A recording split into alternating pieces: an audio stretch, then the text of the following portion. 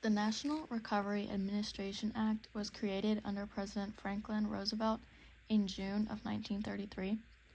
Roosevelt was trying to find a way to fix the economy after the stock market crash when he came up with this act that enforced an alliance onto industries, as each industry had to write codes of fair competition that would eliminate unfair trade, reduce unemployment, fix product prices, and set out minimum wages for employees as well as maximum working hours.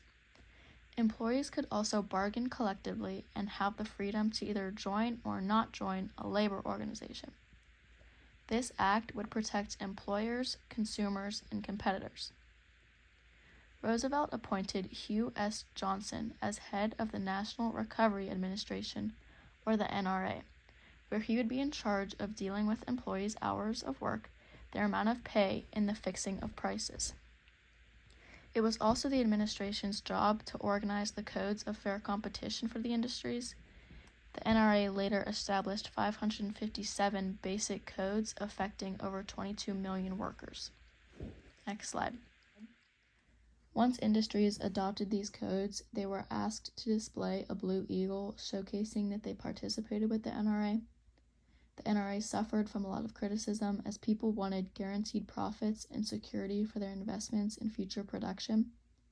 Many critics argued the codes were not helping economic recovery at all, and by raising the prices, the economic situation would only become worse. The NRA struggled to stand up to the critics, and after the case of Poultry Corp versus United States, it was ruled that the code system gave legislative powers to the executive power, and it was invalidated by the Supreme Court. The court told Roosevelt that the economic crisis and depression didn't demand radical innovations, causing FDR to respond by saying the court is living in the horse and buggy era and they need to modernize their ways.